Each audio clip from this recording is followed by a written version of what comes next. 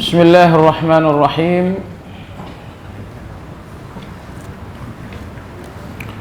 Assalamualaikum warahmatullahi wabarakatuh.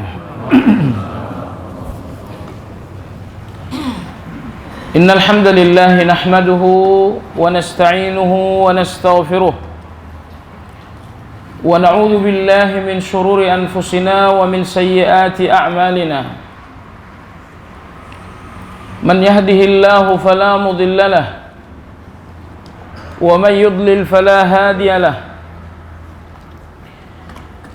Wa ashhadu an la ilaha illallah wahdahu la syarika lahu wa ashhadu anna Muhammadan abduhu wa rasuluhu la nabiyya ba'dah. Allahumma salli wa sallim ala Muhammad wa ala alihi wa ashabihi wa man ittaba'ahum bi ihsan ila yaumiddin. Ya ayyuhalladzina amanu ittaqullaha haqqa tuqatih wa la tamutunna illa wa antum muslimun. Kaum muslimin wal muslimat rahimakumullah. Alhamdulillah kita telah mengawali pembahasan Asmaul Husna yang ke-50 pekan lalu, yaitu Al-Basir. Secara global dalam pembahasan itu kita menyampaikan beberapa poin. Yang pertama, Al-Basir artinya adalah yang maha melihat. Al-Quran menyebutkan Al-Basir sebanyak 42 kali dengan 3 pola atau dengan 2 pola secara garis besar. Terkadang Al-Quran menyebutkan Basir secara mandiri tanpa digandengkan dengan Asmaul Husna yang lain. Misalnya, wallahu basirum bima ta'malun, sesungguhnya Allah maha melihat dengan apa yang kalian perbuat. Allah menyebutkan melihat tanpa digandengkan dengan Asmaul Husna yang lain. Nomor 2, terkadang Allah menyebutkan Al-Basir dengan digandengkan dengan Asmaul Husna yang lain. Dalam hal ini Al-Quran selalu menggandengkan Al-Basir dengan 2 Asmaul Husna yang lain. Pertama Sami' dan yang kedua Basir, yang kedua Khabir. Sami'un Basir atau Khabirun Basir. Dan ketika Al-Quran menyebutkan Sami' dan Basir bergandengan, selalu Al-Quran mendahulukan Sami' baru Basir. Tidak ada ayat yang menyebutkan Basir terlebih dahulu baru Sami'. Tetapi sebaliknya, selalu Allah mendahulukan Sami' baru kemudian Basir. Imam Ibnu Qayyim Al-Jauzi rahimahullahu ta'ala menyebutkan alasan kenapa selalu As-Sami' didahulukan baru Al-Basir. Kata Imam Ibnu Qayyim, karena yang paling aktif bergerak dalam tubuh manusia adalah ucapannya. Jadi gerak lisan jauh lebih aktif daripada gerak seluruh tubuh. Tangan kita bergerak, kaki kita bergerak, kepala kita bergerak. Tapi anggota tubuh yang paling aktif bergerak adalah lisan, lidah, bicara kita. Oleh sebab itu, gerakan terbesar dalam tubuh kita adalah gerakan dari anggota tubuh terkecil, yaitu lisan. Maka Allah mendahulukan Sami' baru Basir.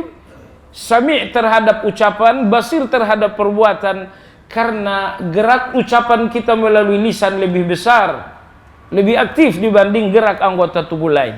Maka Allah mendahulukan Sami' baru Al-Basir.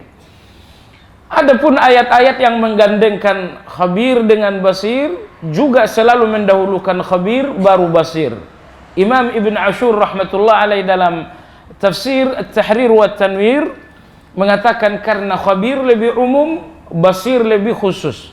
Allah mengetahui segalanya, mengetahui perbuatan, mengetahui ucapan, mengetahui isi hati. Maka Khabir lebih umum dibanding Al-Basir. Oleh sebab itu Allah mendahulukan yang umum baru yang khusus, dan demikianlah memang gramatika dalam berbahasa Arab.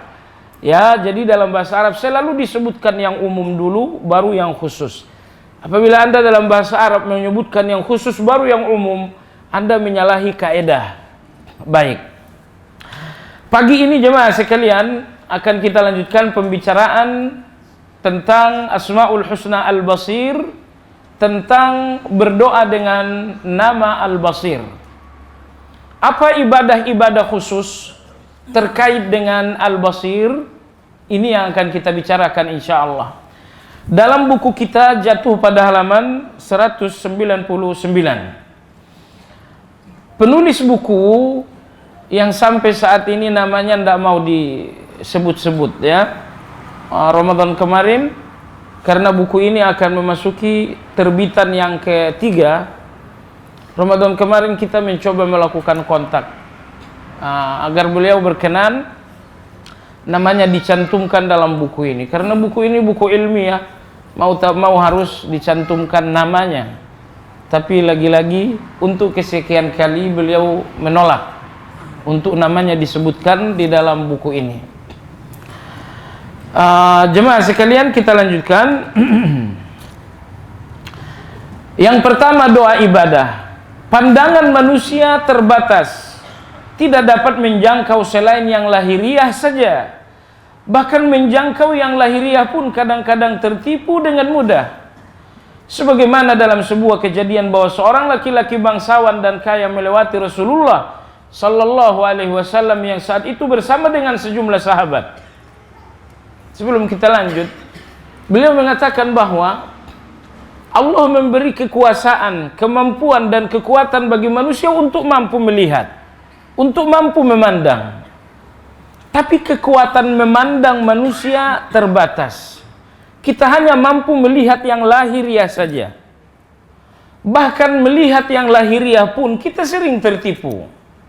Terkadang kita lihat seseorang, dikira Muhammad, ternyata Abdullah abangnya. Dengan mudah kita tertipu. Kadang-kadang kita lihat seseorang menggunakan pakaian abu-abu, ternyata pakaiannya coklat. Bahkan yang mudah dan sering kita dengar adalah ada sebuah istilah fata morgana. Kita melihat bayangan air mengalir dari kejauhan disebabkan suasana panas yang sangat tinggi. Namun setelah kita mendekat, air mengalir yang nampak tadinya ternyata tidak ada apa-apa. Apa yang dapat kita garis bawahi dari sini?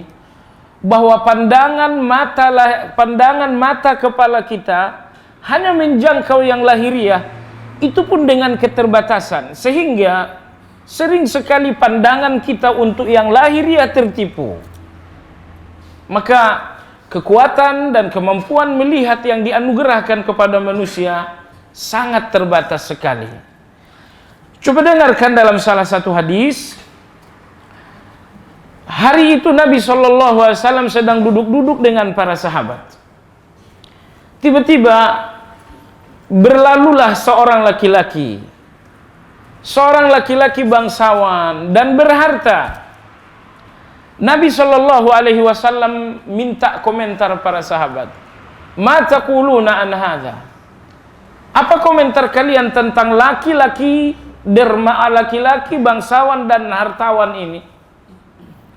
Para sahabat mengatakan, ya Rasulullah, laki-laki ini apabila datang meminang, niscaya pinangannya harus diterima.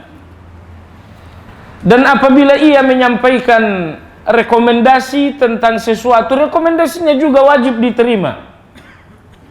Apabila ia memberikan pernyataan, pernyataannya wajib didengar. Kenapa?